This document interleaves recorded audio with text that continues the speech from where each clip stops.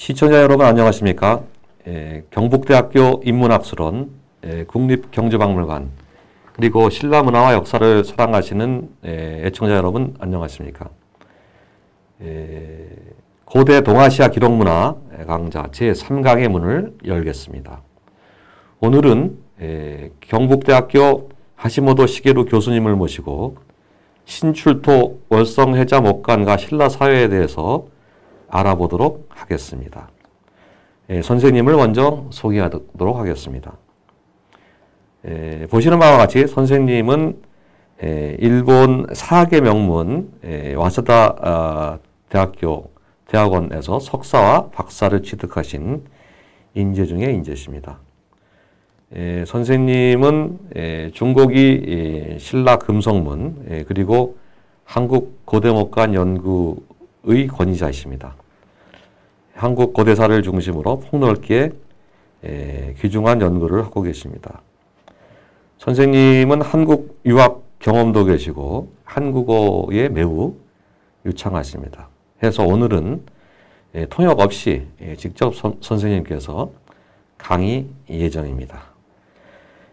중간에 채팅창에 궁금하신 점 언제든지 질문 남겨주시면 성심성의껏 답변 드리도록 하겠습니다. 그러면 선생님께 마이크를 넘기도록 하겠습니다. 안녕하십니까. 경북대학교 하시모토 시게루라고 합니다. 저는 아까 소개받은 듯이 2007년에 한국목간으로 일본에서 박사 학위를 받았고 2019년 9월부터 경북대학교에서 연구를 하고 있습니다. 그럼 강의를 시작하겠습니다.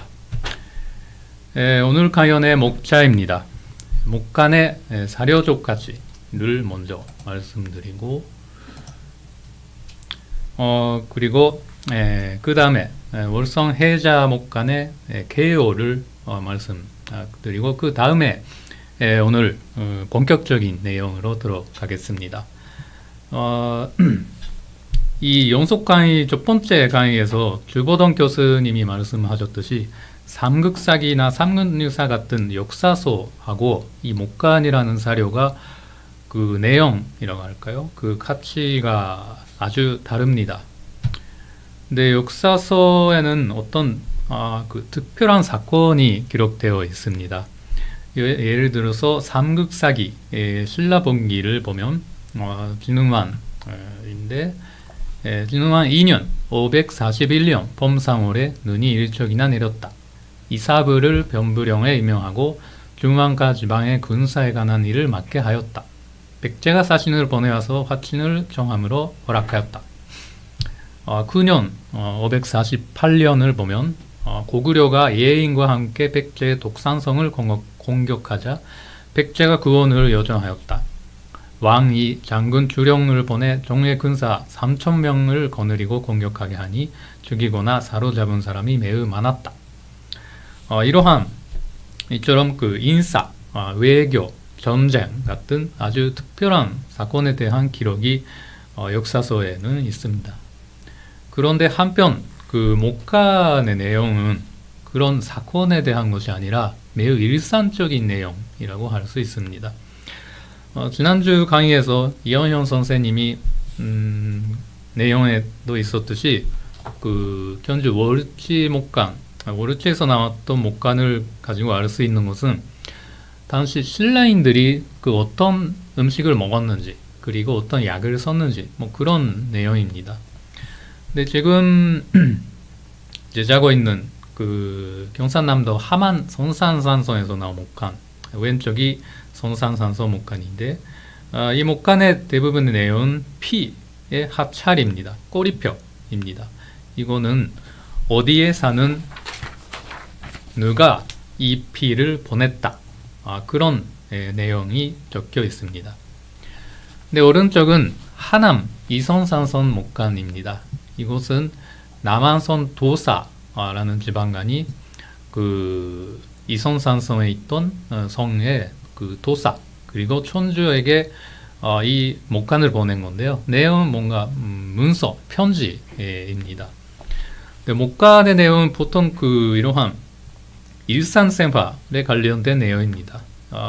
예를 들어서 오늘날의 우리가 그 뭔가를 사면 영수증을 받거나 아니면 뭐 매일 그 전자메일이나 카카오톡으로 그 메시지를 그 일상적으로 주고 받으실 텐데요. 뭐 그러한 내용이라고 생각하셔도 될 겁니다. 그래서 이러한 목간 가지고 알 수 있는 것은 고대 사람들이 세금을 어떻게 부담했는지, 그리고 그 산성에 있는 창고를 어떻게 관리를 했는지, 그리고 산성하고 산성사에서 어떻게 연락을 주고 받았는지, 그런 아주 일상적인 그 작은 내용입니다. 그래서 아까 봤던 그 삼국사기에 나오는 외교나 전쟁, 그런 큰 사건에 직접 관련되는 내용은 거의 없습니다. 아주 일상적인 것입니다. 근데 오히려 그래서 우리가 뭐 오늘날에 우리가 살고 있는 일상생활과 그 관련되는 그런 내용이라고도 할 수 있습니다. 근데 목간이라는 사료는 흔히 강조되듯이 아주 내용이 단편적인 것입니다. 그래서 오늘 강연은 목간에 보이는 한 글자의 해석을 통해서 그 내용을, 단편적인 내용을 깊이 있게 정확하게 의미를 파악하고 그것을 가지고 당시 신라 사회의 어떤 면을 그 알아낼 수 있는지 그것을 좀 검토해 보려고 합니다. 근데 오늘 그 제 강의 제목을 신출도 월성해자 목간과 신라 사회라고 좀 애매모호라고 할까요? 좀 크게 이름을 붙였는데요.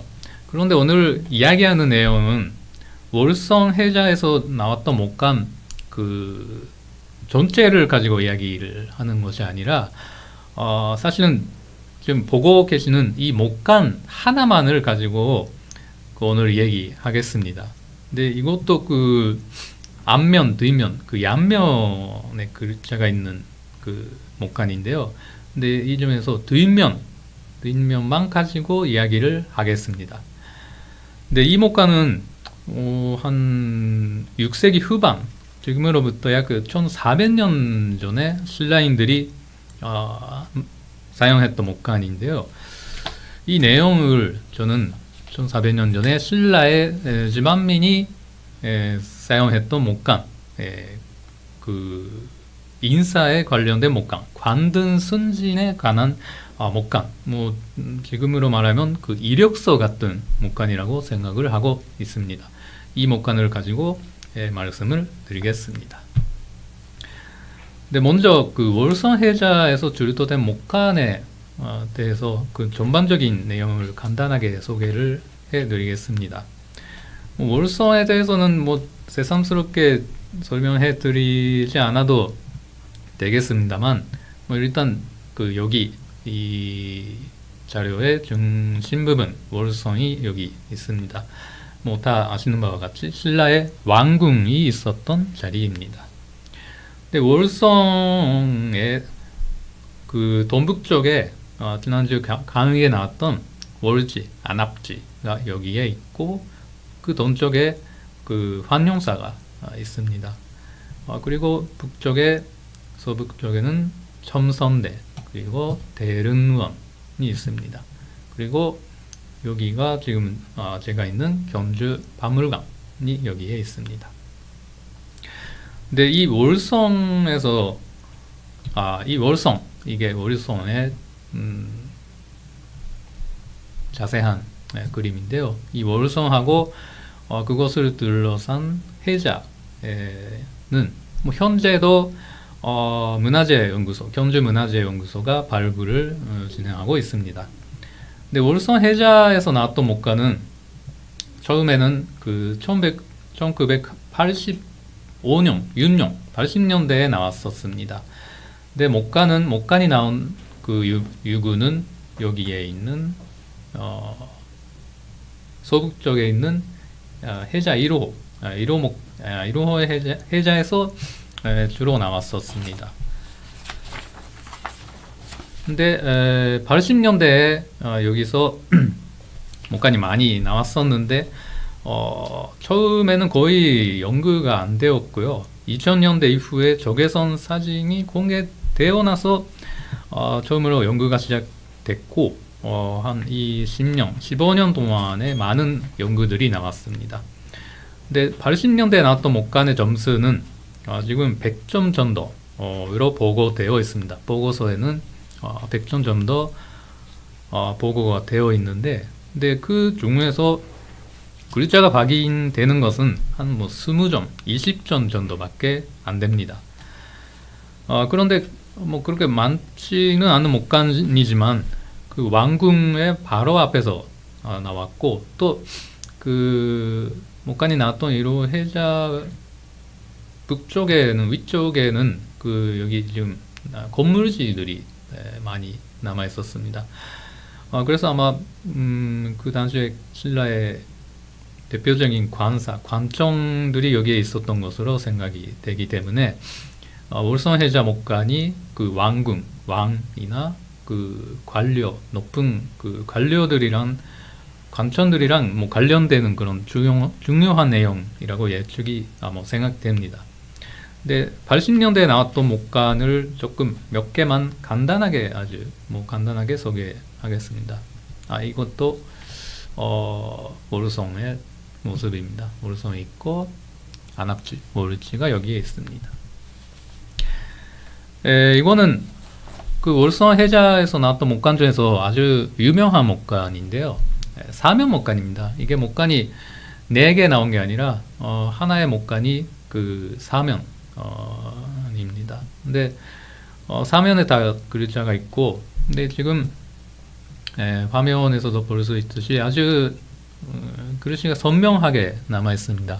그래서 거의 다 반독이 잘 되어 있고, 그 연구도 제일 활발하게 연구되어 있습니다. 이런 목간이 있고, 그리고 다음 목간은 4월 1일 전대등 교사라는 글자가 아주 선명하게 남아있는 글자입니다. 전대등이라는 관직이 보입니다. 근데 이 목간은 좀 형태가 좀 특이하고요. 보통 목간은 반자현이 보통인데요. 이거는 그 원주현, 단면이 동그랗게 생긴 원주현, 원기둥형 목간입니다. 좀 형태가 특이한 것입니다. 그리고 이 목간도 사면 목간입니다. 이 목간도 사면 목간인데 모탁 그리고 습비부라는 글자가 보이는데, 이게 신라 왕경의 육부의 부명입니다. 그리고 부만이 아니라 부 밑에 있는 리, 습비부 산리, 모탁부 준리 실리라고 해서 부 밑에 있었던 리까지 기록되어 있는, 그러니까 신라의 육부 제도를 잘 보여주는 아주 중요한 목간입니다. 근데 여기까지는 80년대에 나왔던 목간인데요. 2014년, 5년 이후에 다시 월성 주변 발굴을 다시 시작했고, 현재도 진행하고 있습니다. 그 발굴을 통해서 목간이 새로 60점 정도 나왔다고 합니다. 그런데 그 중에 글자가 있는 것은 역시 그렇게 많지가 않고 한 8점 정도의 글자가 있습니다. 네, 새로 출토된 목간에도 중요한 것이 많이 있고, 몇 가지만 간단하게 미리 소개해 드리겠습니다. 이거는 둘 다 아래쪽에 홈이 있는데, 이것이 하나, 이게 하나인데, 왼쪽은 문서 목간, 그러니까 편지 같은 내용이고, 오른쪽은 하찰 목간으로 생각되고 있습니다. 그리고 이 목간도 사면 목간입니다. 해자 목간에는, 월성 해자 목간은 이런 사면 목간이 많이 있고, 이 사면 목간도 문서 목간, 편지 목간인데, 전준대등으로 시작해서 전준대등이 보냈다, 사탁한테 보냈다, 그런 내용입니다. 그리고 이 목간은 삼면 목간입니다. 삼면. 이게 가장 최근에 그 2019년 4월에 공표된 목간인데요. 이것도 매우 중요한 내용으로 생각됩니다. 그런데 이게 나중에 다시 좀 검토하겠습니다. 간단하게 정리하면 월성해자에서 출토된 목가는 현재까지 좀 30점, 30점 정도라고 할 수 있습니다. 글씨가 있는 것은 30점 정도, 글씨 없는 것까지 포함하면 한 160점 정도가 되겠습니다. 근데 내용은 그 왕이나 중앙 칸초가 관련되는 매우 중요한 내용이라고 볼 수가 있습니다. 네, 그러면 본문으로 들어가겠습니다. 먼저 목간의 키워드입니다. 이 목간이 아까도 보여드렸지만 오늘 검토하는 목간입니다. 근데 왼쪽 사진이 적외선 사진이고 오른쪽이 컬러 사진입니다. 근데 적외선 사진은 컬러 사진보다 글자가 좀 더 잘 보이기 때문에 목간을 연구 조사할 때 많이 활용됩니다. 근데 이 목간의 내용을 알기 위해서 몇 가지 주목되는 점이 있습니다. 먼저 앞면인데요. 앞면에 고나촌이라는 촌의 이름이 적혀 있습니다. 그러니까 이게 월성해자, 견주에서 나왔지만, 그러니까 당시에 서울에서 나왔지만 촌이라는 것이 나오기 때문에 뭐 지방과 관련된 것으로 예측이 됩니다. 목간의 내용이 지방과 관련된 것으로 먼저 예측이 되고, 그리고 뒷면을 보면 연대가 있습니다. 근데 연대는 여기에 먼저 무술령 그리고 병오령의 두 가지가 있습니다. 근데 또 구체적인 연대에 대해서는 몇 가지 가능성이 산정할 수가 있는데, 일단은 무술령은 578년 진주왕 3년, 병오령은 586년 진평왕 8년으로 추정할 수가 있습니다. 그래서 이 목간 자체를 쓴 연대는 6세기 말 아마 진평왕대라고 할 수가 있습니다. 뭐 또 정확하게는 앞면을 반독해야 하는데 일단은 뭐 6세기 말 정도로 생각할 수가 있습니다. 근데 이 목간 뒷면의 내용을 보면 키워드가 있는데요. 하나는 공입니다. 공이라는 글자가 여기하고 목간에 여기에 있습니다. 그리고 또 하나는 신라의 외의, 일벌, 그리고 간지라는 신라의 외의가 있고, 그리고 받을 숫자가 있습니다. 받을 숫자하고 신라 외의가 여기에 나오고 있습니다. 근데 이런 공하고 숫자가 이 목간의 키워드입니다. 그런데 그동안 이 목간에 대해서는 목간의 전체적인 성격에 대해서는 그 전국적인 규모의 여격 동원에 관한 목간이다 이거나 아니면 지역 단위에 부과된 국가적 채무나 세금에 대해서 기록한 것이다, 이런 학설이 그 논문이 있었습니다. 근데 이런 그 여격 동원이나 그 세금이라고 추정한 견해의 근거는 아까 버렸던 이 곤자와 숫자를 근거로 한 것이었습니다. 근데 어떻게 해석했느냐면, 먼저 공에 대해서는 공이라는 글자가 대구의 무술오작비, 지금 경북대에 있는 비석인데요. 무술오작비에 곰부라는 글이 있습니다. 글자가 나옵니다. 그리고 연천 전제비 정원면에도 법곰부라는 공자가 나옵니다. 근데 이 전제비하고 무술오작비는 둘 다 그 저수지, 수리시설, 저수지에 둑을 만들었을 때 만들었다는 그 비석 내용입니다. 그래서 이 곤자가 둑을 만드는 그 어떠한 노동, 그러니까 특별한 업무나 노동을 의미한다, 그런 주장이 있습니다. 그리고 하나, 받을 숫자에 대해서는 남산 신선비, 견주 박물관에 지금 전시되어 있습니다만 그 남산 신선비에 이 숫자가 있습니다. 남산 신선비, 명활산선비에도 있는데요. 남한산선비 예를 들어서 제1비를 보면 제1비는 아대해촌이라는 존이 수작 질보 4족이라고 나옵니다. 근데 이 수작이라는 게 그리고 이쪽은 남산신선 제3비는 닭부, 그러니까 왕경의 닭부의 주도리가 수작 21보 1초 1촌이라고 그렇게 나오고 있습니다. 근데 이거는 그 제1비 같은 경우에는 아대해존이라는 존이 남산신성의 선벽에 칠보 4족분을 수작했다. 그리고 제3비의 경우에는 닭부 주도리가 왕경의 닭부의 주도리가 수작 21보 1촌이라는 내용입니다. 근데 이 경우에 숫자가 공사 책임을 맡았다. 그러니까 만드는 책임을 맡았다. 그러니까 선벽의 질보 4족분을 만드는 것을 받았다. 맡았다. 책임을 지었다. 이런 내용으로 해석이 됩니다. 그래서 이러한 그 6세기 비석을 가지고 비석에 대한 이해를 통해서 이 곰자하고 숫자를 해석을 한 겁니다. 그러니까 월성해자 목간에 나오는 숫자와 곰자를 이러한 동시대, 같은 시대에 비석에 나오는 내용을 가지고 해석을 해서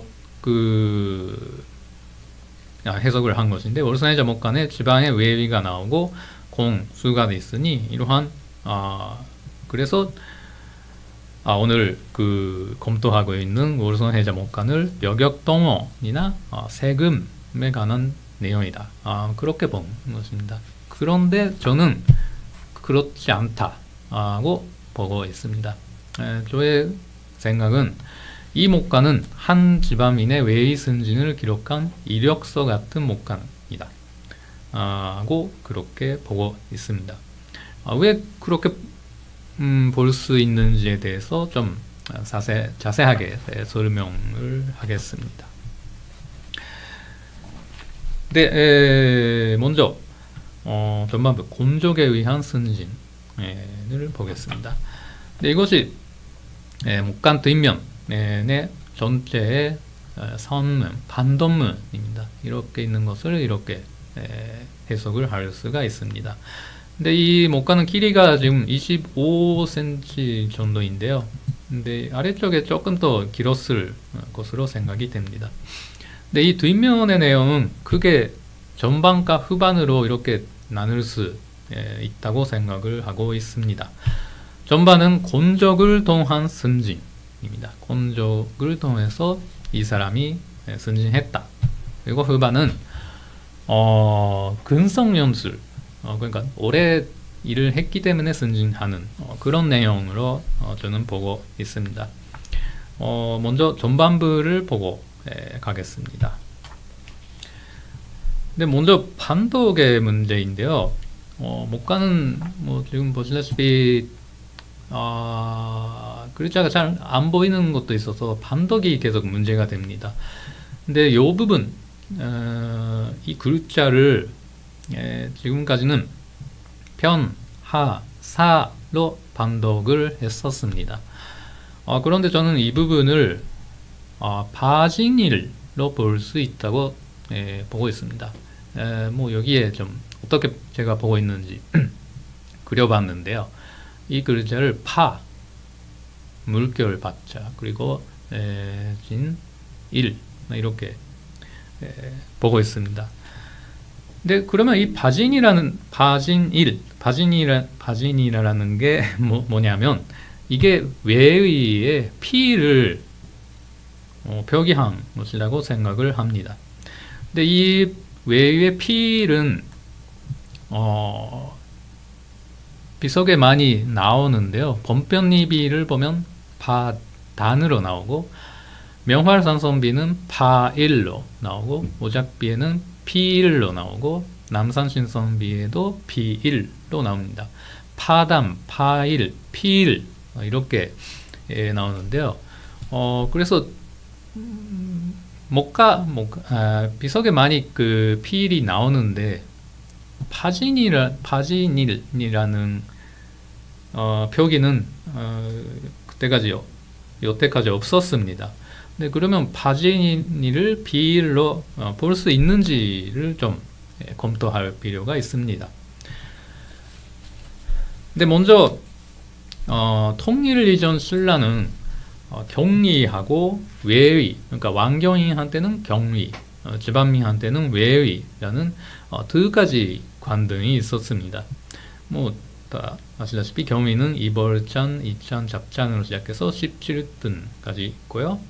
그리고 외의는 그 악간, 술간, 고간, 귀간, 성간, 상간, 하간이라는 간자가 있는 그 것하고, 그리고 일벌, 일척, 비일, 아척이라는 것이 있습니다. 근데 이 일벌, 일척, 비일, 아척은 하급 관등이라고 보통 이해되고 있습니다. 근데 이 하급 외의들은 사실은 그 경리의 상급, 그러니까 이벌찬이나 이천하고 대응 관계가 있다는 것이 지적이 되고 있습니다. 어떤 뜻이냐면 외의 제8등의 일벌은 이벌찬의 다른 그러니까 벽인 일벌 간지하고 대응됩니다. 그러니까 외의 제8등은 일벌인데 이벌찬은 일벌 간지라고도 금서면에 나옵니다. 이와 같이 그 일척은 이찬의 다른 벽인 일척간과 대응됩니다. 그리고 아척은 제5등 대아척, 그리고 아찬의 다른 벽인 아척간하고 대응됩니다. 그런데 이 필에 대해서는 그동안 그 바진짱하고 필이 잘 대응되지 않다고 보고 왔습니다. 그런데 이 목간을 가지고, 이 목간에는 우르선 해자 목간의 바진일로 나옵니다. 바진의 진짜는 이 똑같은 글자인데 바진일로 나왔기 때문에, 외위가 바진일로 나왔기 때문에 이게 경리의 바진짱, 그러니까 바진간지라고 나왔는데 바진짱과 바진일이 대응된다는 것은 뭐 바로 알 수가 있습니다. 그래서 이 바진이라는 게 원래 벽이고 이것이 파일이 되고 비일이 되었다, 그렇게 볼 수 있을 것입니다. 그래서 바진일은 외의 비일이다, 바진일은 비일이고 이게 바진찬하고 대응된다, 그렇게 볼 수가 있습니다. 네, 그렇게 되면 이 부분에 바진일, 그러니까 필이 새로 제가 반독을 했기 때문에 이 목간 뒷면에는 바진일, 그리고 일벌, 그리고 간지, 이거는 뭐 하간하고 같은 뜻인데 간지라는 세 가지 외의를 확인할 수가 있습니다. 네, 그러면 그리고 이 외의 앞이나 뒤에 반드시 그 이 받을 숫자가 나옵니다. 수 바진일, 수 일벌, 간지, 수로 나옵니다. 근데 앞에서 말씀을 드렸듯이 이 수는 남산 신선비나 명팔산 선비에서는 선벽주조의 책임을 맡다는 그런 뜻으로 나왔었습니다. 그런데 여기서는 이 숫자는 그냥 단순히 받았다, 외의를 받았다라는 뜻으로 사용된 것으로 저는 생각을 하고 있습니다. 내 외의를 받았다는 뜻으로 볼 때 목간에는, 그러니까 피를 받았다, 바진이를 받았다, 그리고 그 다음에 일벌을 받았다, 그리고 간지, 하간을 받았다, 이렇게 나옵니다. 그래서 이렇게 낮은 간등에서 높은 간등으로 순서대로 목간에 나오기 때문에, 그러니까 차례로 올라가는 순서로 외위가 나오기 때문에 그래서 목간의 내용은 어떤 사람이 외의를 받은 것을 그 연대대로 기록한 것이다. 그렇게 규정하는 것이 맞다고 저는 생각을 하고 있습니다. 근데 그러면 이 사람은 어떤 가닥으로 이유로 승진한 것일까요? 근데 그 승진한 이유를 알 수 있는 것이 바로 이 공입니다.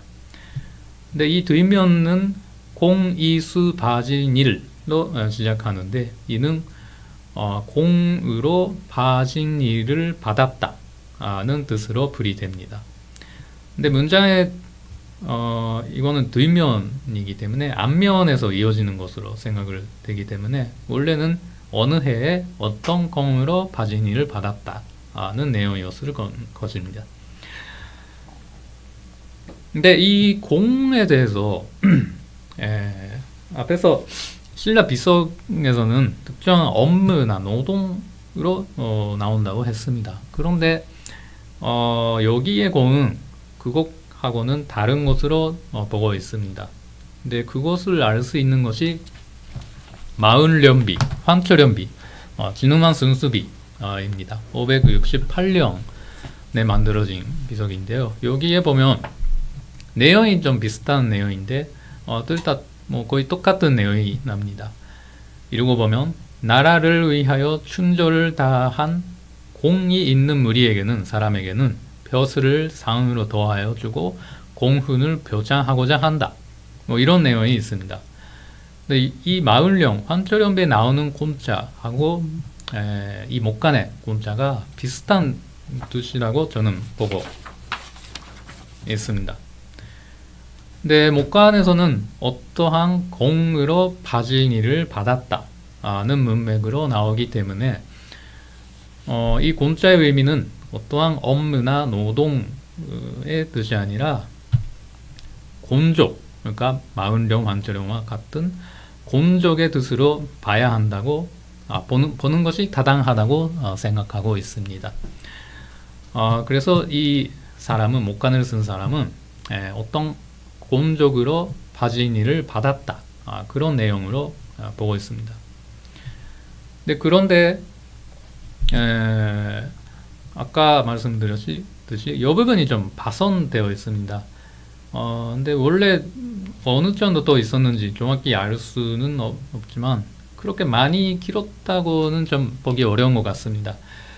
그래서 여기에 피일, 일벌, 여기에 보이는 바진일, 피일과 일벌 사이에 또 다른 외의, 일적이나 아니면 다른 간진연이 여기에 들어갔다고는 보기 어려울 것 같습니다. 그래서 아까 봤듯이 제1행에서 1행에서 받은 바진일, 피일에서 2행에 받은 일벌로 이 사람은 그러니까 제1행에서 피일, 바진일을 받았고 2행에서 일벌을 받았습니다. 그래서 2등, 그러니까 일적을 거치지 않고 피일에서 일벌로 2등이나 한꺼번에 올라간 것으로 추정이 됩니다. 그리고 이 부분에 간진연이, 그러니까 무술연이나 병원연 같은 간진연이 다뤄있기 때문에 피일에 승진한 해와 같은 해에 일벌로 승진한 가능성이 큽니다. 그렇게 되면 적어도 이 사람은 아척에서 일벌까지 한 1년간에 3등이나 올라간 가능성이 큽니다. 크다고 봅니다. 그런데 그러한 상황은 아마 아주 특수한 사례로 봐야 할 것 같은데 과연 그런 가능성이 있는지를 다음에 보고 싶습니다. 근데 그것을 검토하기 위해서 중요한 것은 이 부분, 살공이라는 부분입니다. 바진일 바로 다음에 살공이 나오는데요. 이 살자는 지금 별로 안 쓰는 한자이지만 죽일 살자와 같은 글자입니다. 이 글자는 6세기에 낸수리비나 범편리비 그리고 울주 전전리 각석에 도 많이 쓰입니다. 그러니까 신라시대 6세기 신라시대에는 살자, 죽일 살자를 이 글자로 새겼습니다. 이 글자인데요. 근데 낸스리비나 번편리비는 소를 죽이다 는 내용입니다. 그러니까 소를 죽여서 어떠한 그 위례를 했다는 그런 내용입니다. 근데 천전리 각석의 내용 좀 해석하기 어려운데요. 그러니까 원다 살작 내인인데 뭐 여러 가지 해석이 있지만 일단 들에서 수렵을 해서 많이 잡은 그러니까 짐승을 많이 잡았다 그런 내용으로 보는 학설이 있습니다. 그래서 이 비석에 보이는 살자는 동물을 짐승을 잡다는 뜻으로 해석할 수가 있습니다. 근데 뭐 조금 더 크게 보면 죽이다 살공은 죽인 곤족이라고 해석할 수가 있습니다. 근데 목간에 나오는 살공은 동물을 잡은 콩이라고는 보기 어려울 것 같습니다. 구체적인 살공의 내용을 보기 위해서는 다음에는 여기에는 산산을 봐야 합니다. 산산이라는 지명이 여기에 나오는데요. 이 산산은 삼국사기에 많이 나오는 지명입니다. 근데 먼저 지리지 삭주 전정근조에 보면 산산현은 본래 고구려 매시달현이었는데 견덕왕이 이름을 고쳤다. 지금은 알 수 없다고 되어 있는데요. 근데 지금은 이거 함경남도 원산시 부근으로 추정이 되고 있습니다. 근데 물론 목간에 나오는 산산이 이 산산현일 뭐 가능성도 없지는 않지만 또 주목되는 것이 진지만 4년 579년 이월조에 나오는 백제가 은현성과 손술성을 쌓아 산산선, 마지현선, 내리서성의 길을 막았다는 그 백제하고 신라 사이에 그 전투 기사에 이 산산성이 나옵니다. 근데 이 기사에 나오는 산산성의 위치에 대해서는 잘 알 수가 없는데요. 근데 이때 그 산산성에 통하는 길을 막기 위해서 백제가 쌓았다, 만들었다고 하는 은현성에 대해서는 지금의 중북 보은군에 있다는 주장도 있습니다. 근데 뭐 정확한 위치까지는 알 수 없지만 대충 이 기사에 나오는 그 선들은 춘천북도 반면에 있는 것으로 추정이 됩니다. 네, 그렇게 되면 이 산산선도 뭐 그 경상북도에서 그 춘천북도로 가는 그런 뭐 춘천북도 반면에 있다고 그렇게 추정이 됩니다. 그래서 목간에 보이는 이 산산은 이 산산성하고 같은 곳일 가능성이 큽니다. 근데 그렇게 되면 주목되는 것이 이 시기에 578년쯤에 그 백제하고 신라 사이에 아주 전쟁이 있었습니다. 근데 554년에 그 유명한 관산성 전투에서 백제 성왕이 신라한테 져서 전사하는데 그 뒤에 신라와 백제 사이에서 전투 익상은 뭐 20년 동안은 별로 안 보입니다. 근데 그러다가 그 577년에 백제가 신라에 쳐들어와서 일선 북쪽, 일선이라는 게 지금의 경북 그 금이에 있는 선산인데 선산 북쪽에서 전투가 있었고 3,700명을 죽였다. 신라가 이겼다. 뭐 있고 그 다음 해에도 아랴산성이라는 데서 백제하고 신라가 싸웠다는 기록이 있습니다. 근데 579년에 이 산산성에 전투가 전투가 있었다는 것입니다. 그래서 그 578년 전후에 이 무렵에 백제와 신라가 아주 뭐 매년같이 그 전투를 벌였고 목간에 보이는 산산성은 그 백제와 신라 사이에 제전선에 있는 그런 성이었다고 할 수가 있습니다. 그래서 목간에 보이는 이 산산은 산산에서 이 사람이 그 살공을 세웠다고 하면 아마 백제와의 전투에서 세운 곤적이 아닐까, 그렇게 추측을 합니다. 그래서 아까 봤던 살공이라는 게 백제병을 죽인 곤적이라고 전공이라고 보는 것이 타당하다고 봅니다.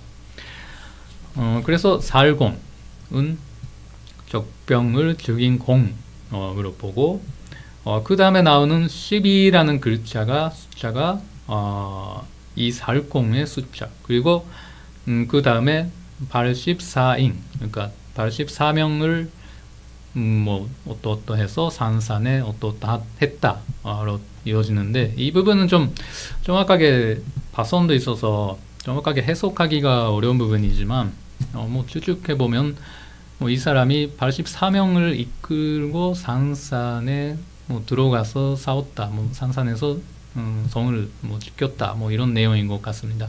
근데 이 곤적으로 일벌을 받았다, 살공 12로 일벌을 받았다, 이렇게 나옵니다. 그래서 여기서 주목되는 것이 살공 10이라는 표현입니다. 그러니까 이거는 전공을 숫자로 확산하고 있는 것으로 생각이 됩니다.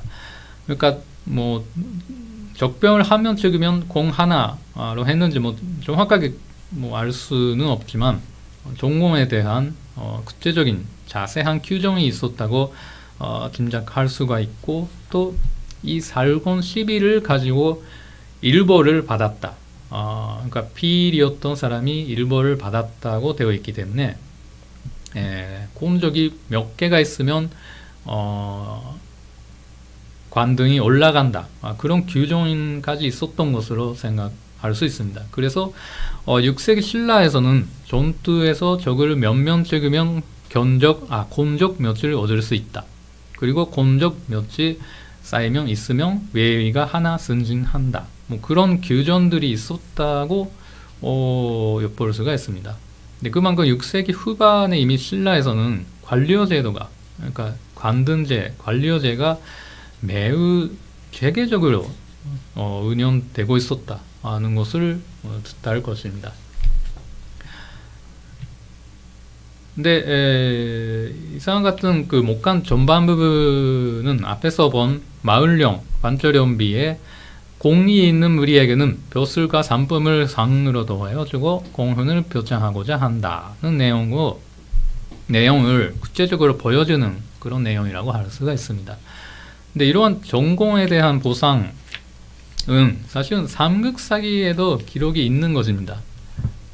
예를 들어서 대가야를 멸망시켰을 때 진흥한 23년 562년에 전공을 논할 때 사다함이 으뜸이었으므로 왕이 좋은 토지와 포로 200명을 상으로 줬다는 내용이 있습니다. 유명한 사다함에 대한 기록인데요. 이때는 토지하고 포로 200명을 보상으로 줬습니다.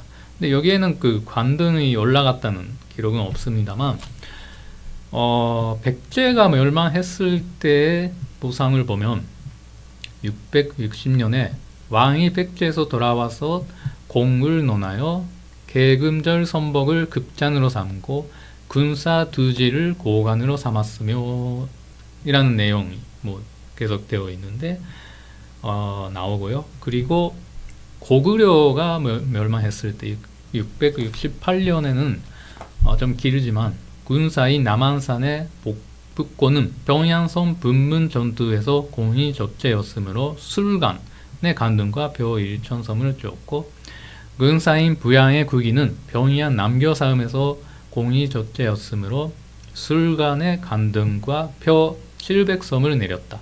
가근사인 비열홀의 세활은 평양 소손 전투에서 공이 적재였으므로 고간의 간등과 벼 500섬을 내려주었다. 이하 또 이어지는데요. 이러한 기록이 있습니다. 근데 이처럼 그 전투에서 곤적이 있는 사람한테 이러한 외위를 주거나 뭐 곡식을 주거나 뭐 그런 사료가 문헌에도 남아 있습니다.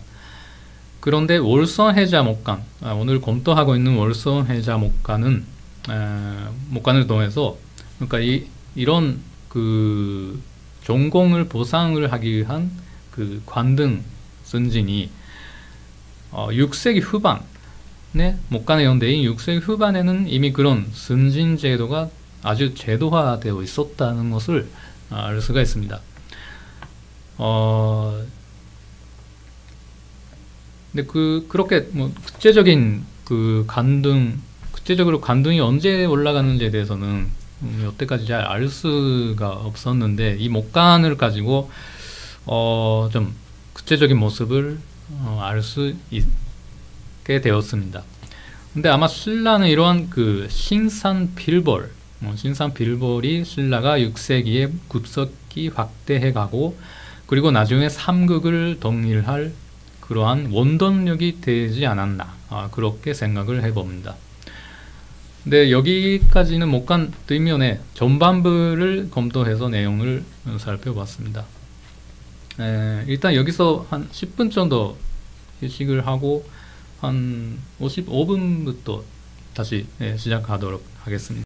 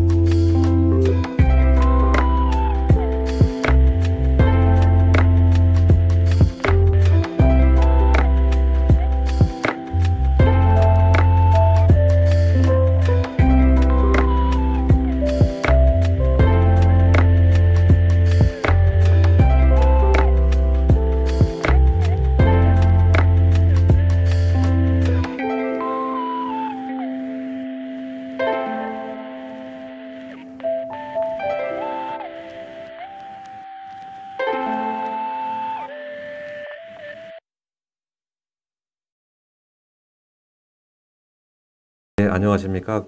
전반에 1시간 잘 들으셨습니까? 오늘 하시모토 선생님께서는 대단히 중요한 얘기들을 상세히 설명해 주셨는데요.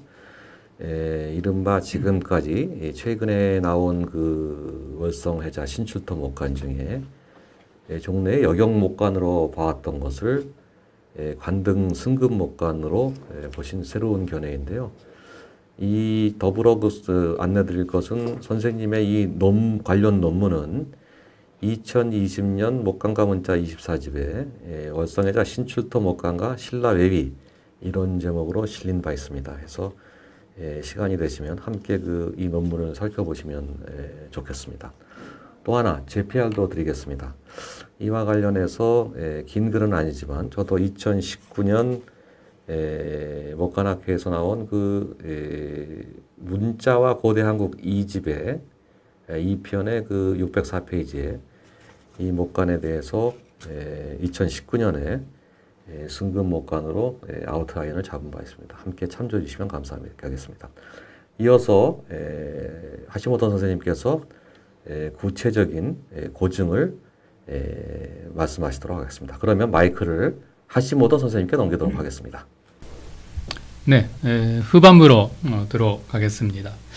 네, 목간 전반부를 아까 곤적을 또한 승진해가는 것으로 봤는데요. 다음에는 후반을 좀 검토하겠습니다. 네, 목간 후반부의 내용은 아주 단순합니다.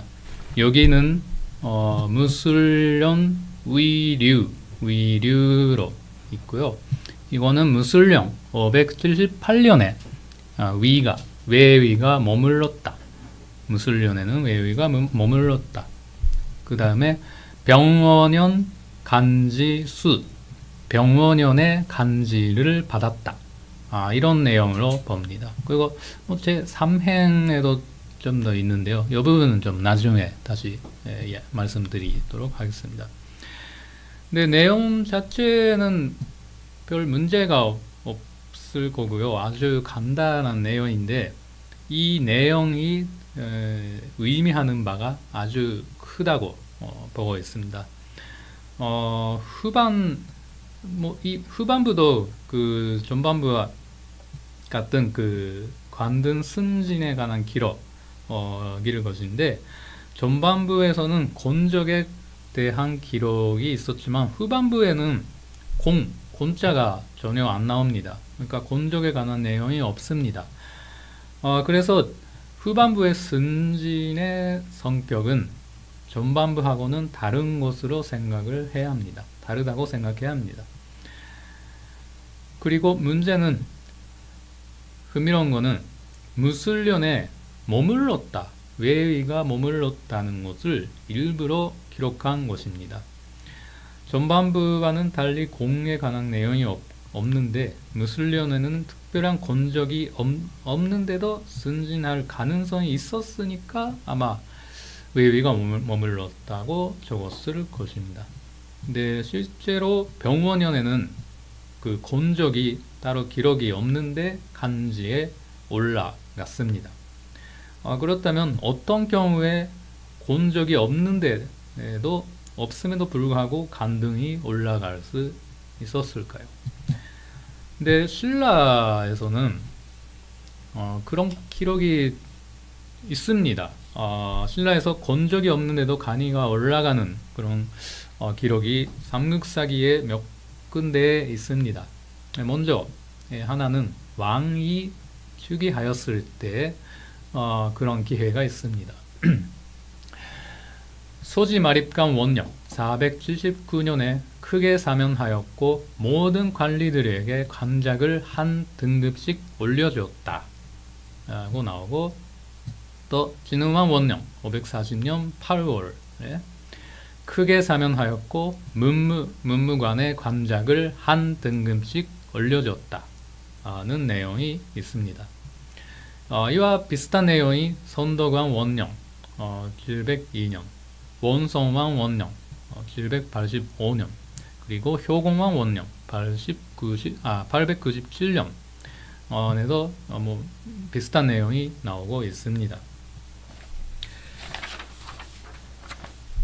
이 기사들은 다 어떤 왕의 원년의 기사, 그러니까 즉위를 했을 때 기사인데 다 그 대사, 그러니까 크게 사면을 하였고 모든 그 관인한테 관작을 한 등급씩 올려줬다.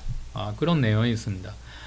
그래서 이들 내용은 왕이 즉위를 했을 때 그 사람들한테 은혜를 베푸는 그런 내용이라고 할 수 있습니다. 특히 주목되는 게 진흥왕 원년 540년에도 이러한 문무관의 관작을 올렸다는 기록이 있습니다.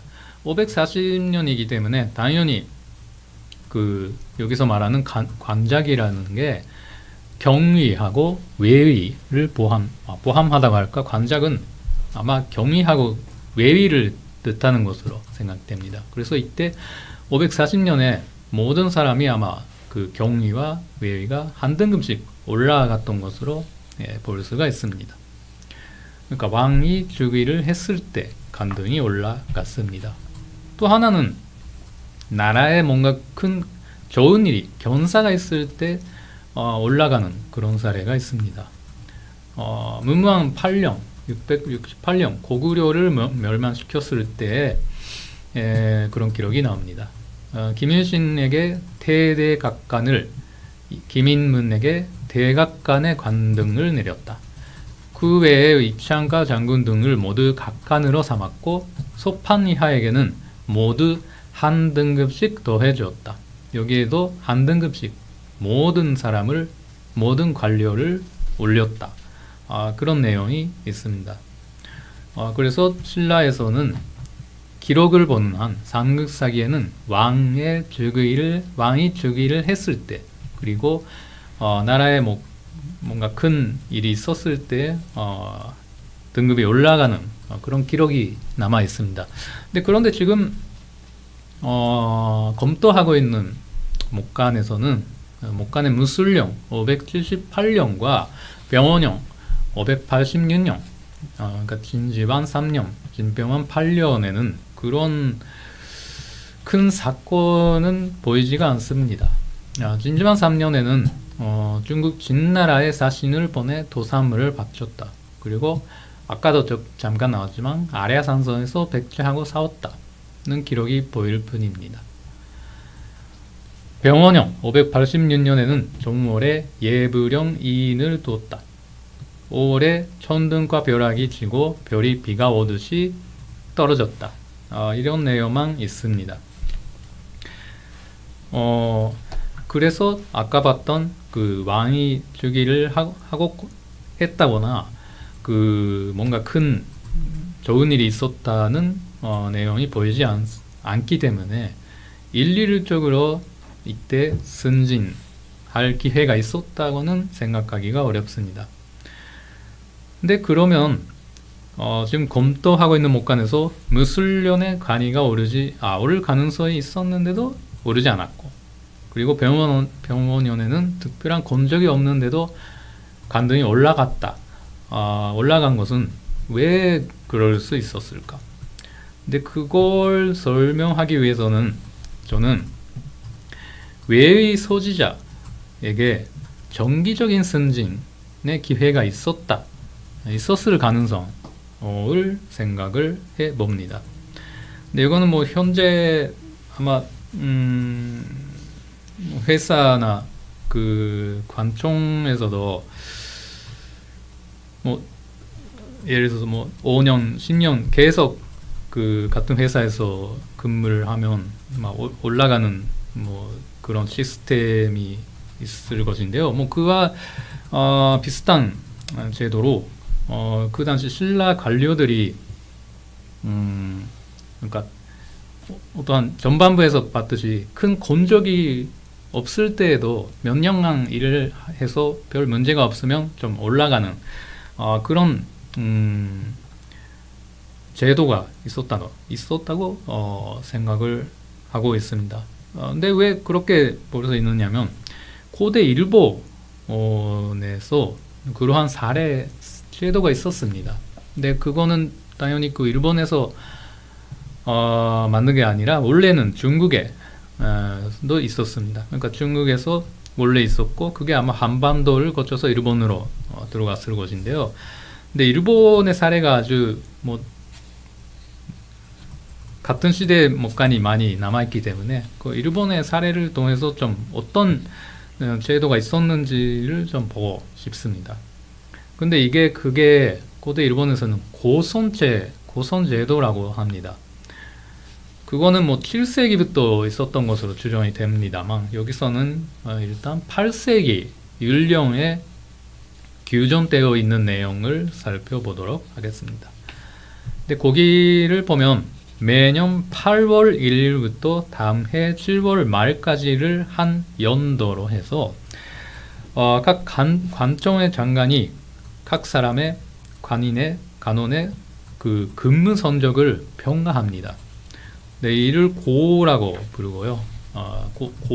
고라고 하고 1년간의 근무 성적을 각 관청 장관이 평가하는 제도입니다.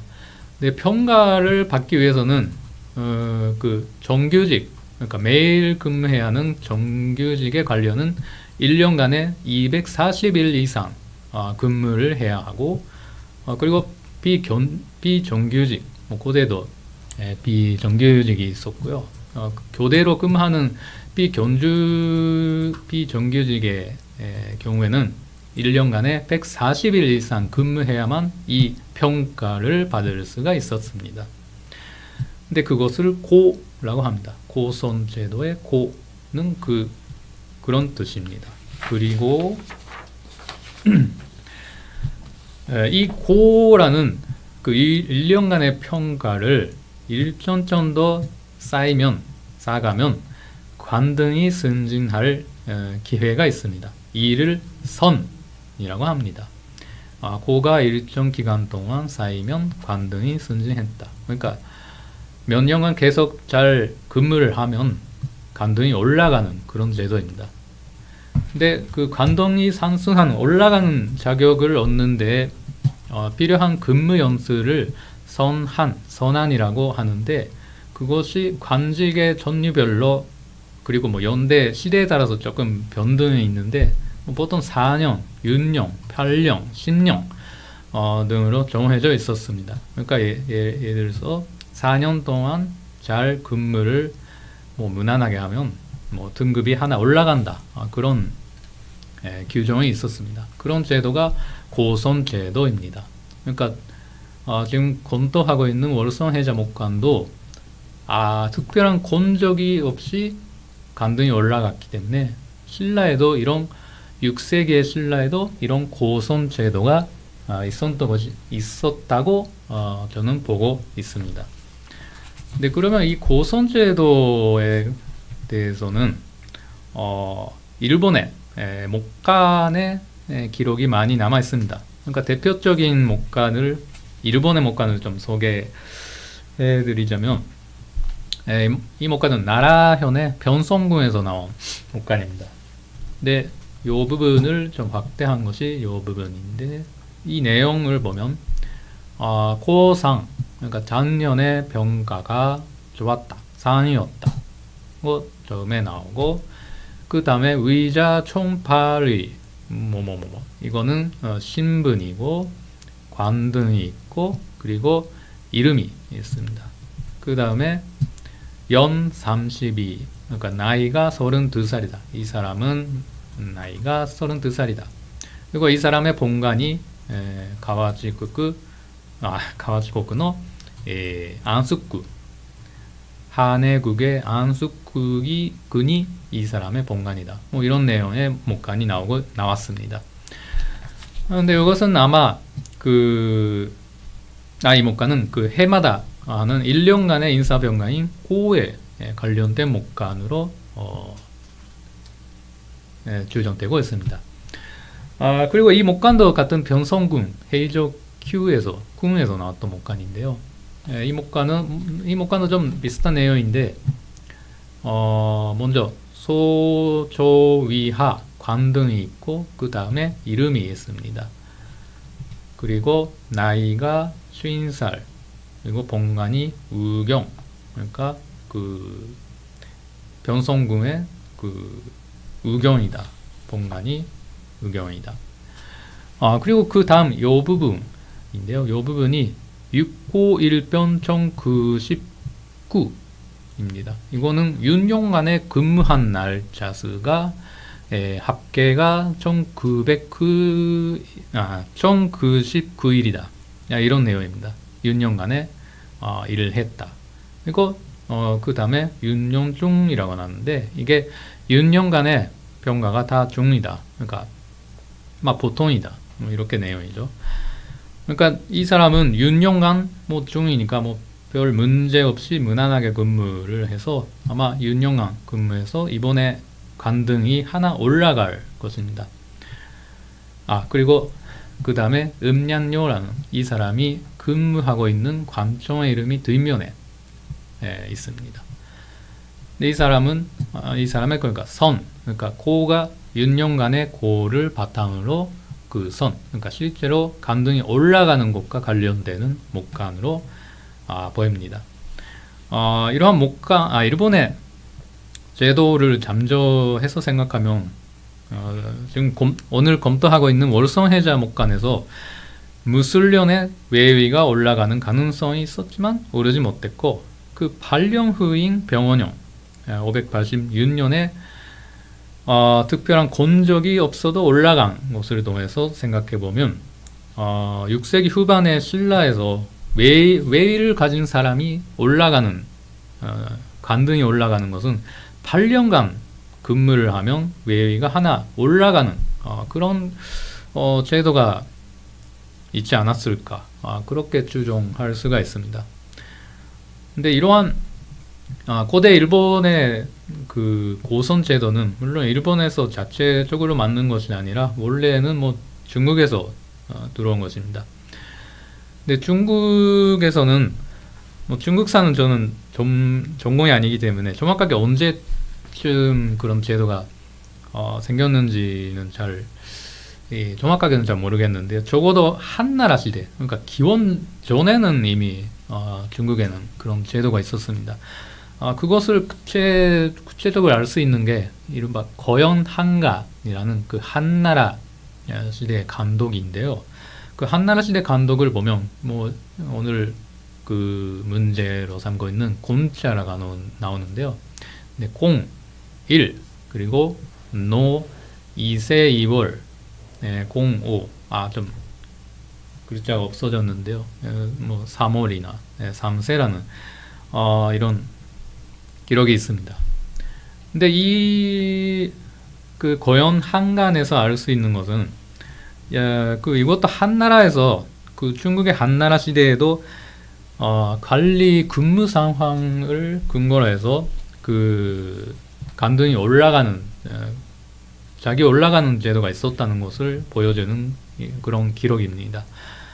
한나라에서도 그 관리 근무 상황을 그 근무하는 관청의 산사가 감독을 해서 9월 말에 한나라에서는 9월 말에 1년간의 그 평가를 해서 그것을 다시 위 관청으로 보고하는 그런 제도가 있었습니다. 그리고 그것을 공하고 노로 계산을 했었는데요. 이 거연 한간에 보이는 곤에 대해서 처음에는 그 전투에서 뭔가 적을 죽이거나 아니면 뭐 평소에 도둑을 잡았거나 그런 뭔가 특별한 곤적을 뜻하는 글자로 처음에는 규정이 되었었는데 그런데 그들의 연구를 통해서 이 노 4년 그러니까 4년간 근무를 하면 공 하나, 공 1로 환산하는 그런 제도였다는 것이 밝혀지고 있습니다. 그래서 4년간 근무하면 공이 하나, 그리고 이 공이 어느 정도 쌓이면 관등이 올라간다. 그런 제도가 있었습니다.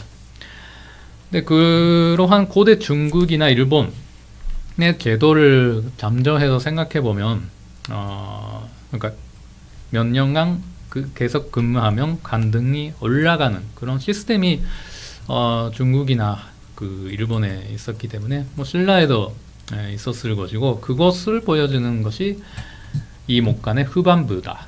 그렇게 보고 있는 것입니다. 정리하면 이 목간의 후반부는 무술년의 외위가 머물렀다.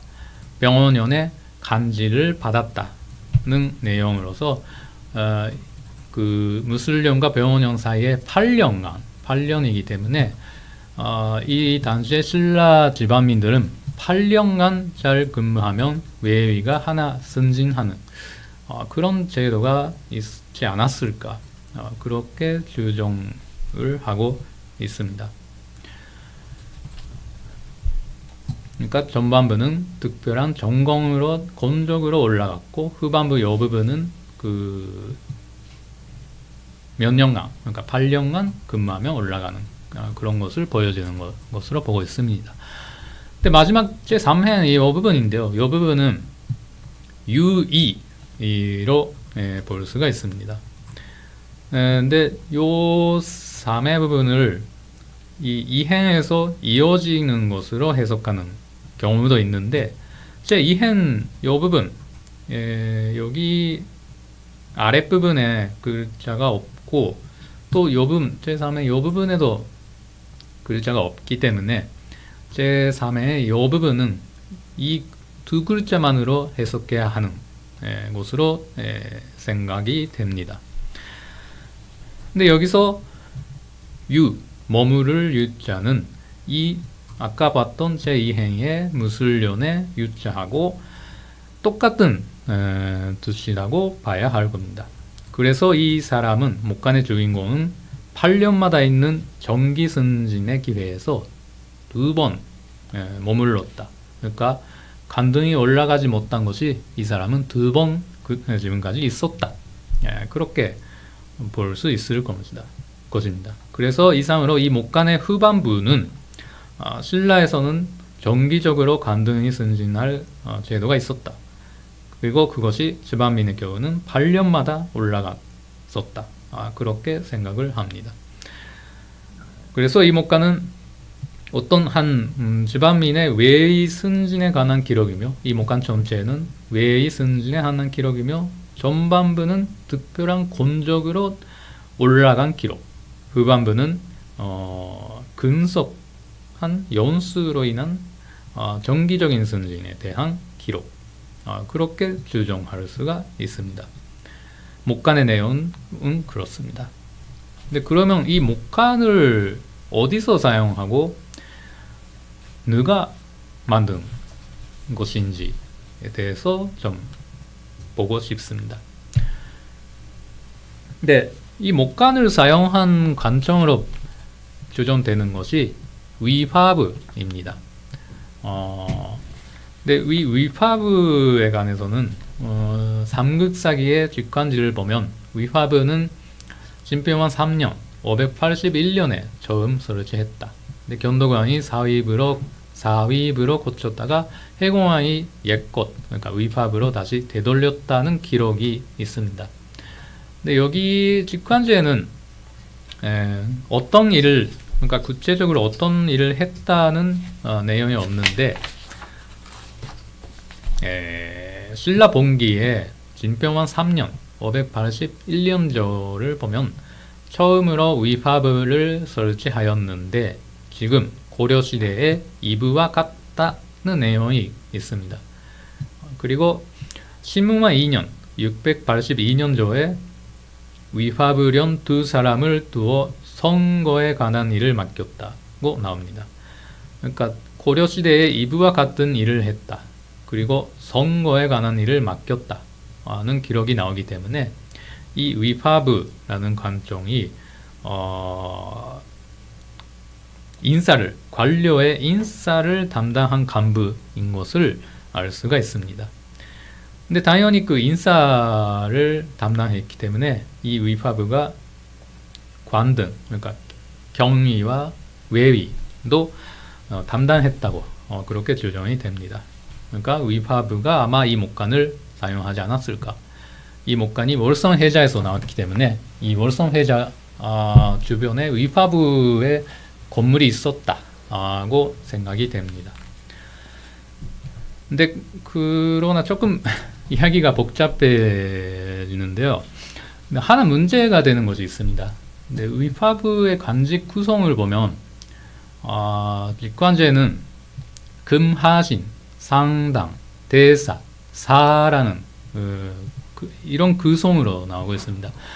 그런데 그 장관인 금하신, 차관인 상당은 682년 신무만 때 설치되었고, 그러니까 아까 봤듯이 원래는 581년에 설치가 되었는데 장관인 금하신과 상당은 그 100년 후인 682년에 설치가 되었습니다. 그래서 처음 설치된 581년부터 682년까지는 그 태사하고 사밖에 아마 없었을 겁니다.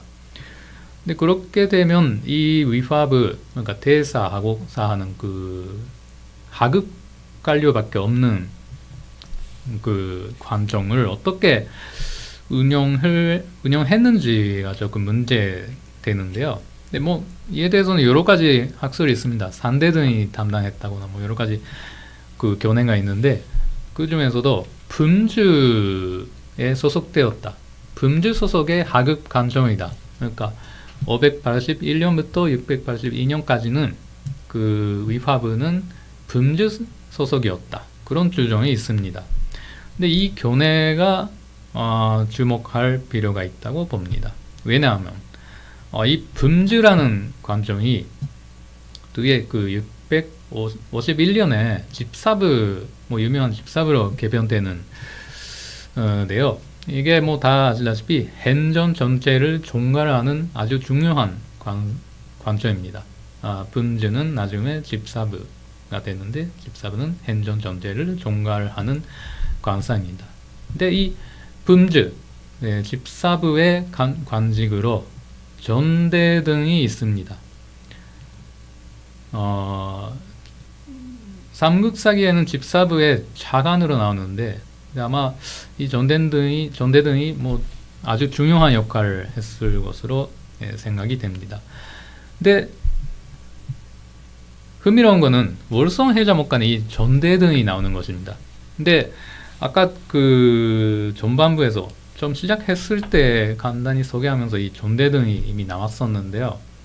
4월 1일 전대등 교사, 그러니까 여기에 전대등이 나왔었습니다. 이것은 4월 1일에 전대등이 명령을 내렸다, 교사를 내렸다는 내용이었습니다. 그러니까 품주의 전대등이 명령이다. 그리고 이것도 아까 보여드린 전준대등이 은는이라는 것인데요. 이 전준대등이라는 게 준자가 들어가지만 아마 전대등하고 같은 것으로 볼 수 있을 것입니다. 여기서는 전준대등이 사탁 그리고 급벌점전에 뭔가를 보냈다, 문서를 보냈다는 내용입니다. 그리고 이것도 월성해자목간의 하나인데요. 삼묘목간입니다. 근데 이게 요 부분이 뭐 잘 안 보이시겠지만 저는 이 부분을 품전대등으로 보고 있습니다. 그러니까 품주에 소속된 전대등, 전태등이라는 뜻이죠. 근데 요거 목간은 단주, 그러니까 지방관인 단주가 여기에 나오고, 종몰 17일에 어디 촌에 단주가 품전대등한테 보낸 문서목간, 편지목간이다, 이렇게 보고 있습니다. 근데 이처럼 그 월성해자목간에는 전대등, 전준대등, 품전대등과 같이 뭐 다 전대등으로 보고 있습니다만, 전대등과 관련되는 목간이 3점, 적어도 3점들도 되었습니다. 근데 특히 마지막에 품전태등 같은 경우에는 이게 목간을 받은 사람으로 나오기 때문에 이 목간이 나온 주변에 전대등이 근무하던, 일을 하던 건물이 있었다, 관청이 있었다는 것을 주장할 수 있는 매우 중요한 목간입니다. 그러니까 이 월성해자 목간이 줄도된 그 1호 해자 주변에 전대 등 그러니까 품주 건물이 있었을 가능성이 크다. 그렇게 할 수가 있습니다. 근데 이렇게 되면 그 아까 봤던 그 위화부가 관등을 관리하는 위화부가 품주에 소속되었다고 하면 목간의 월성해자 전체적인 내용이 전대등이 많이 보인다는 것과 그러니까 전대등이 품주에 소속된 위화부에서 관등을 관리했다고 생각하면 지금 오늘 검토하고 있는 목간이 그 관등하고 관련된다는 그러니까 위화부에서 사용했다고 생각하는 할 수 있는 것과 아주 관련성이 있다고 할까 전체적인 맥락을 잘 이해할 수 있는 것입니다.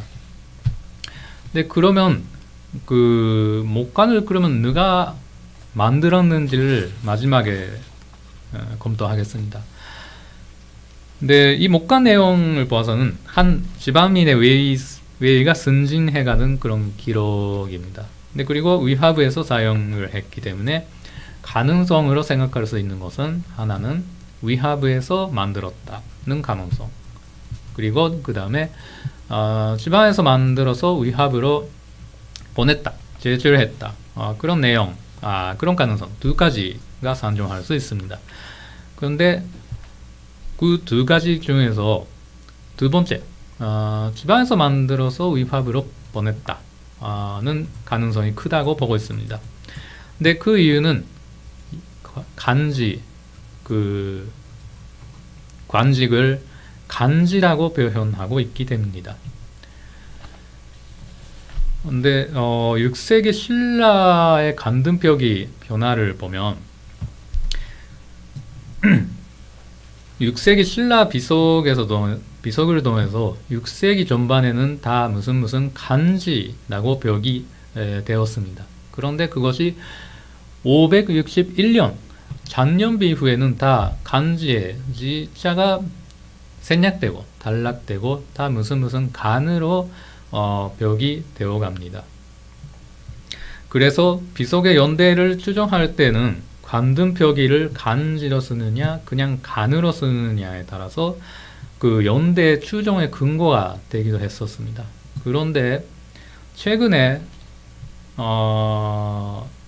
간조되어 있는 것은 오작비 578년에 오작비에는 그의 간지라는 표기가 있고 또 최근에 그 하만 성산산소 목간에도 상간지라는 지자가 붙어있는 관등이 있습니다. 성산산소 목간에 구리볼에 상간지가 있습니다. 근데 이 성산산소 목간 연대는 요새는 원래는 560년대로 많이 규정이 되었는데 요새는 그 이원형 선생님도 그렇지만 592년으로 보는 교내가 많습니다.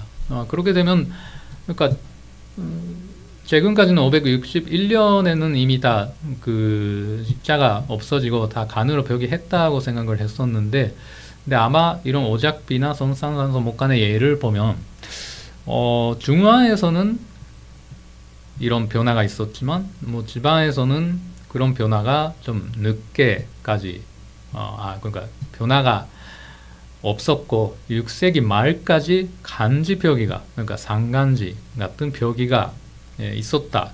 그렇게 볼 수가 있을 것 같습니다.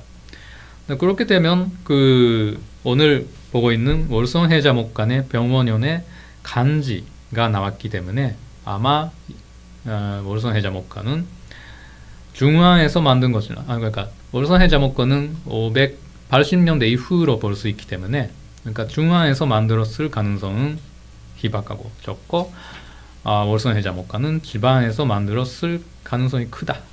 그렇게 판단이 됩니다. 네, 그러면 그러니까 월성해자 목간을 지방에서 만들었다고 하면 또 구체적으로는 어떤 사람이 그거 목간을 만들었을까요? 근데 6세기 후반에는 들어가면 지방에도 글자를 쓰는 사람이 쓸 수 있는 사람이 많이 있었습니다. 551년에 명활산성비를 보면 소사인이 있습니다. 소사한 사람, 소사인이 왕경의 사람이 아니라 집안 사람입니다. 그리고 오작비를 보면 문작인으로 집안인이 나옵니다. 문작인은 글을 만드는 사람, 만든 사람입니다. 그리고 591년 남산신선비에도 문적이나 서척이 나옵니다. 근데 여기서 척은 기술자를 뜻하기 때문에 글의 기술자, 뭐 서의 기술자 이런 내용입니다. 이 사람들은 다 그러니까 글을 쓰는 사람인데 다 집안 사람이기 때문에 이런 사람들이 목간을 만들었을 것이다. 그렇게 추정이 됩니다.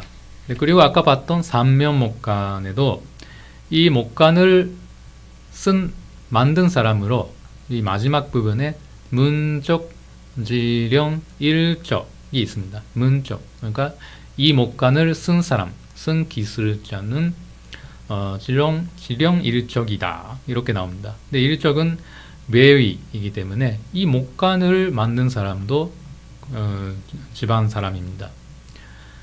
네, 그래서 그 6세기 후반, 적어도 6세기 후반에는 신라에서는 그 문서 행정을, 그러니까 지방에서 하는 문서 행정, 그러니까 글자를 가지고 행정을 하는 것은 담당한 사람은, 그러니까 왕경에서 파견된 사람이 아니라 지방인이 직접 글을 써서 그런 행정을 했다는 것을 알 수가 있습니다. 그래서 오늘 검토했던 요 목간, 월성해자 목간은 지방인이 쓴 목간이다. 이렇게 생각을 할 수가 있습니다. 이 목간은 지방민의 외의 승진에 관한 기록인데 지방민이 이 목간을 기록했다. 그리고 그것을 중앙의 품즈 밑에 위화부에 보낸 그런 목간으로 생각이 됩니다. 6세기 신라의 관료제도, 그러니까 이 목간은 6세기 신라의 관료제도 문서 행정이 그만큼 아주 발달되었던 그런 모습을 보여주는 매우 중요한 목간이라고 할 수가 있습니다. 그동안 신라 외위에 관해서는 자료가 많지가 않기 때문에 그다지 활발하게 연구되지는 않았습니다. 근데 오늘 강연에서 검토한 이 목간은 전혀 알 수 없었던 외위의 구체적인 운용 방식에 관해서 아주 중요한 사료라고 할 수 있습니다. 오늘 내용을 간단하게 정리하면 아래와 같습니다. 먼저 이 목간을 통해서 전쟁 등에서 세운 곤적을 숫자로 환산하고 그에 기초하여 외위가 승진되는 그런 규정이 6세기 후반 신라에 있었다. 그리고 근성 연수를 바탕으로 정기적으로 승진할 기회도 제도가 있었다. 지방민의 외위를 중앙 관청인 위화부가 관리했다. 그리고 이 위화부는 품즈, 전대 등이 있는 품즈가 아마 관리했다. 그리고 이 목간은 지방의 문쪽 같은 사람들이 만들고 위화부에 제출한 것으로 추정이 됩니다. 그래서 이 목간은 6세기 후반 신라 관료제도 문서 행정 실태를 보여주는 그런 자료라고 할 수 있습니다. 근데 오늘 강연은 후면, 뒷면만을 가지고 했는데요. 사실 당연히 그 앞면의 내용도 무연 중요할 것입니다. 근데 글자가 잘 안 남아 있어서 제대로 반독이 잘 안 되어 있는데요. 그래서 앞면이 좀 더 반독이 되면 이 목간을 어떤 용도로 사용했는지 또 구체적으로 알 수 있을 겁니다. 근데 앞으로 앞면을 또 자세히 검토해서 외위에 관해서 또 새로운 사실을 알아낼 수가 있을 것입니다. 그리고 그 외위 운영과 관련해서 이 목간을 통해서 알 수 있는 사실은 이 목간의 주인공이 뒷면에서 확인되는 범위에서도 적어도 파진일, 피일보다 낮은 간이에서 시작해서 간지까지 올라갔다. 사실입니다. 근데 외위에 관해서는 전반부에서 말씀드렸듯이 무슨 간지라는 높은 간등근과 그 밑에 일벌든 그 하급 간등 사이에 격차가 있다는 의견도 있었습니다. 그런데 이 목간을 통해서는 이 사람이 주인공이 일벌에서 간지로 올라가는데 뭔가 특별한 한계 어려움이 있었다고는 보이지 않습니다. 그렇다면 외의 간지 그 간등에서 그렇게 격차가 그러니까 무슨 간이라는 외위하고 그 이외하고의 격차가 그렇게 크지 않았을 수도 있습니다. 그래서 외위는 정기적으로 승진하는 올라가는 이른바 영건 서열적인 그런 성격이 강하지 않았을까 그런 생각까지 할 수가 있습니다. 외위가 어떻게 운영되었는지를 이해하는 것은 그 신라가 집안 사람을 어떻게 지배했는지 그리고 반대로 집안민이 신라 사회에서 어떤 역할을 했는지를 이해할 수 있는 아주 중요한 것입니다. 그래서 이 목간은 신라 집안 사회를 이해하기 위한 하나의 중요한 실마리가 될 것입니다. 앞으로 아마 비슷한 성격의 목간이 또 나올 가능성이 아주 크다고 기대하고 있고요. 그런 목간이 나오면 외에 관한 그 여러 반면에서 더 구체적으로 알 수 있는 것으로 기대를 하고 있습니다. 이상으로 가연을 마치겠습니다. 감사합니다. 그 하시모토 선생님 그 장시간 열강 대단히 감사합니다. 오늘 강의는 정말로 그 안강의 지배를 철하는 자세로 아주 높은 수준의 사료 강동을 통해서 교과서에서는 개설서도 그렇고 전혀 우리가 보지 못했던 새로운 사실들을 가르쳐 주신 좋은 강연이라고 봅니다.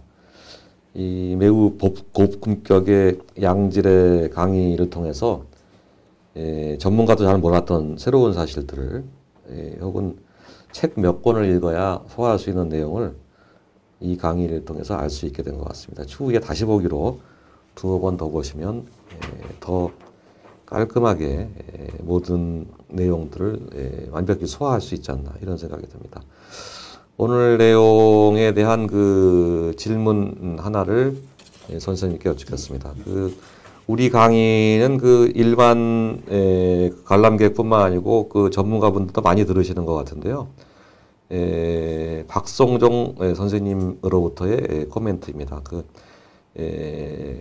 경위와 외위 간의 아까 말씀하신 경위의 그 상등급 관등하고 외위의 하위 등급 관등, 예를 들면 파진달하고 파진찬하고 피일의 관계 같은 것이죠. 그래서 거기에 대해서 그 질문을 하신 것 같습니다. 거기에 대해서 부연 설명 다시 한번 부탁드리겠습니다. 또 하나 박성준 선생님께서 지금 추가하셨는데요. 상간지에 마지막 나오는 어미치가 일종의 속격조사 못못의라고 볼 소지는 없는지요. 여기까지 함께 답변 부탁드리겠습니다.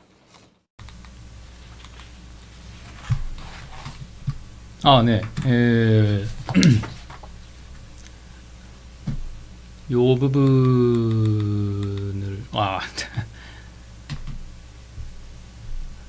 네, 그 외위의 하급 관등, 일벌, 일적, 파일, 피일, 아척하고 경위의 고의 하고 대응 관계가 있다는 것은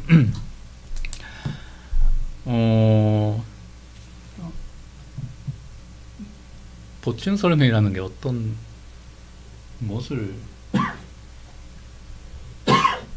그거에 대해서 한 번 더 설명해 주시면. 이게 그러니까 간등 이름이 비슷하니까 원래 그러니까 외위하고 경위를 만들었을 때 뭔가